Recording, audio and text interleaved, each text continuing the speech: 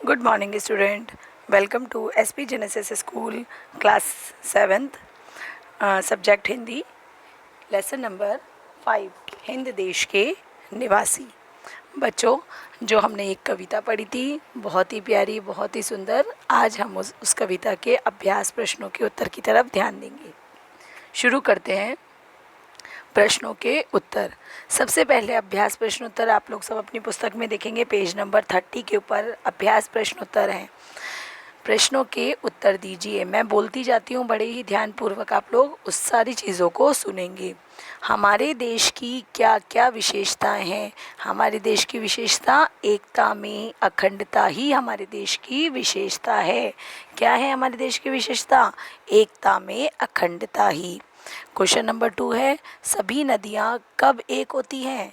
सभी नदियाँ जब एक होती हैं जब वह जाकर सागर में मिल जाती हैं, तभी सारी नदियाँ एक होती हैं। सभी धर्मों का सार क्या है? विविधता में एकता और विश्व बंधुत्व की भावना ही सभी धर्मों का सार है। क्वेश्चन नंबर 2 की तरफ देखेंगे हम। शब्द पंखुड़ियों को उचित क्रम में रखकर वाक्य बनाइए। ये अलग अलग तरीके से आप लोग देख रहे हैं अपने बुक के ऊपर कि भारत निवासी देश के हैं हम। इस तरीके से हम एक वाक्य बनाते हैं कि हम भारत देश के निवासी हैं। और दूसरे पंखुड़ियों के अंदर क्या लिखा है कि कोयल की आवाज़ मधुर होती है। और तीसरी पंखुड़ी में क्या लिखा है कि हमें फूलों की तरह हंसते रहना चाहिए। फूलों की तरह हंसते रहना चाहिए। तीनों वाक्य बन गए। अब आएंगे क्वेश्चन नंबर 2 का ब भाग। गोले में से शब्द चुनकर अर्थपूर्ण वाक्य बनाइए। तो गोले में से बहुत सारे रीनल, पढ़, सोहन, रही है, मेघा, खेल, हरेश, रहा, ऐसे वाक्य लिखे हुए हैं। उदाहरण के लिए हमारे को दे रखा है कि सोहन पढ़ रहा है। दूसरा वाक्य हम बनाएंगे, मेघा खेल रही है, हरेश पढ़ रहा है। तो इस तरीके से हमने 3 वाक्य बना दिए हैं। अब क्वेश्चन नंबर 3 है, वाक्य की पंक्तियों का भावार्थ समझाइए। भावार्थ मतलब जो ये वाक्य की पंक्तियाँ लिखी हुई हैं इनको अर्थ सहित समझाना है। क्या है? हमने पूरी कविता पढ़ी है कि हिंद देश के निवासी सभी जन एक हैं, रंग रूप वेश भाषा चाहे अनेक हैं। इसका वाक्य का अर्थ ये हुआ इस पंक्तियों का कि हम हिंद देश के निवासी, हम हिंदुस्तान के निवासी हैं, चाहे और सारे लोग एक हैं, सारे समाज, सारा जन एक ही लोग हैं हम लोग। चाहे हमारा रंग, चाहे हमारा रूप, चाहे हमारी वेश और भाषा अलग अलग हो, लेकिन फिर भी हम एक ही हैं। क्वेश्चन नंबर 4 की ओर चलते हैं। औरत और लड़की के स्थान पर क्रमशः आदमी और लड़का रखकर परिच्छेद फिर से लिखिए। तो ये आपको एक पैराग्राफ पूरा दूसरी बार लिखना है, लेकिन किस तरीके से? जहाँ पर एक मोटी औरत की जगह लिखोगे लड़की जा रही थी, पीछे पीछे एक लड़का एक लड़की की जगह आप औरत लिखोगे, औरत चल रही थी। लड़की छोटी और पतली थी, तो क्या होगा? औरत छोटी और पतली थी। औरत को, लड़की को पता चला तो घूर कर बोली, ए लड़की, मेरे पीछे पीछे क्यों चल रही है? लड़की भोलेपन से बोली, मैं तो केवल छांव के नीचे चल रही थी।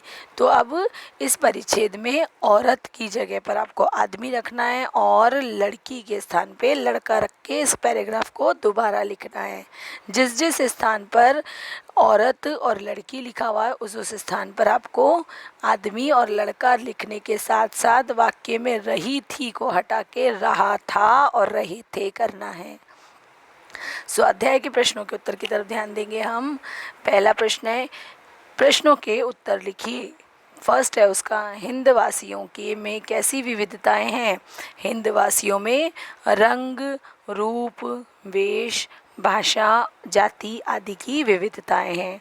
माला में कौन कौन से फूल एक रूप में हुए हैं? तो कविता में हमने पढ़े बेला, गुलाब, जूही, चंपा, चमेली, ये सारे फूल एक रूप में हुए हैं। इस कविता में किन नदियों का उल्लेख हुआ है? तो गंगा, यमुना, ब्रह्मपुत्र, कृष्णा, कावेरी नदियों का उल्लेख हुआ है। नदियों से हमें क्या संदेश मिलता है बच्चों? नदियों से हमें यह संदेश मिलता है कि जैसे सभी नदियाँ अलग अलग और बहुत दूर दूर होती हुई भी एक रूप में मिल जाती हैं, एक सागर में आकर बिल्कुल एक समान मिल जाती हैं उसके अंदर, उसी तरह मानव जीवन के अंदर भी ऐसा ही होना चाहिए। चाहे वो कितनी दूरी रहें, चाहे वो कितने डिस्टेंस पे रहते हों, लेकिन एक जन को एक रूप में एक साथ हो जाना चाहिए। नदियों से हमें यह संदेशा मिलता है। अब कोष्टक में से जो शब्द समानार्थी नहीं हैं उन पर घेरा कीजिए। तो पहले आप बॉक्स में देख रहे हैं कि 4 शब्द लिखे हुए हैं, पंथ, राह, रास्ता और पैर। तो पंथ का भी अर्थ होगा रास्ता, राह, और रास्ता की अर्थ भी होगा, और राह भी एक ही हुआ। अब इसमें अलग क्या हो गया? पैर। इस पे आपको गोला करना है। दूसरे में कुसुम, पुष्प और फूल एक हो गए, तो आपको कांटा को अलग करना है, गोला करना है कांटा के ऊपर। और तीसरे में है अनूठा, निराला और अनोखा का अर्थ एक ही होता है, तो आम का ऊपर आपको गोला करना है। और चौथे में आपको मनुष्य, मानव, जन, ये सब कुछ एक ही होंगे, तो आपको स्त्री के ऊपर गोला करना है। आगे चलते हैं हम उपयुक्त शब्दों, क्वेश्चन नंबर 2। उपयुक्त व्यक्तिवाचक संज्ञा शब्दों में से जिन शब्दों में प्रयोग किया गया उनकी सूची बनाइए। प्रियंका के लिए क्या शब्द गया है? मैं। मीना के लिए मेरा, और सीमा मौसी के लिए उन्होंने।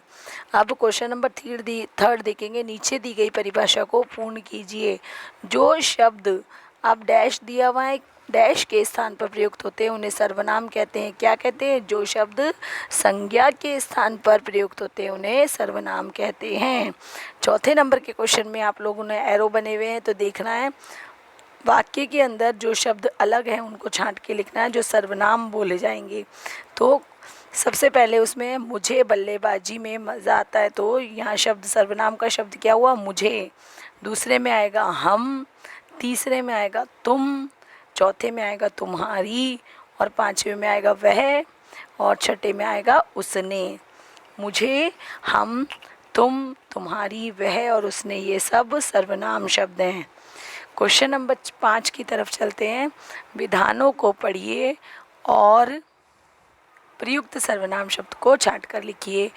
अब खुद के लिए एक शब्द क्या होगा? अब राजीव स्वयं बल्लेबाजी करने आया, तो खुद के लिए कौन सा शब्द आया? स्वयं। हमको कोष्टक में क्या लिखना है? स्वयं। और मैं अपने आप चला जाऊंगा, तो मैं अपने आप शब्द को आप अपने आप, खुद के लिए, इसको कोष्टक में लिखना है, शब्द को लिखना है अपने आप, और पहले वाले में लिखना है स्वयं। भाषा सज्जता की तरफ हम लोग एक बार ध्यान देंगे कि पुरुषवाचक सर्वनाम वह जब हम बातचीत करते हैं तो कभी अपने बारे में, कभी श्रोता के बारे में, तो कभी तीसरे व्यक्ति के बारे में बात करते हैं। अब बातचीत करते समय हम 3 प्रकार क्रमशः शब्दों का प्रयोग करते हैं, उत्तम पुरुष, मध्यम पुरुष और अन्य पुरुष। मैं, हम, तू, तुम और आप, और वह और वे। निजवाचक सर्वनाम, कुछ सर्वनाम शब्दों का प्रयोग स्वयं के लिए किया जाता है तथा जिसने निजत्व या अपनेपन का बोध होता है उसे निजवाचक सर्वनाम कहते हैं। मैं स्वयं चला जाऊंगा, मैं अपने आप पढ़ लूँगा, वह आप ही चला गया, वे खुद चले गए। इसी के साथ बच्चों ये हम वीडियो यहीं समाप्त करते हैं। अगली कक्षा में मिलेंगे नेक्स्ट लेसन के साथ। Thank you so much. Thank you.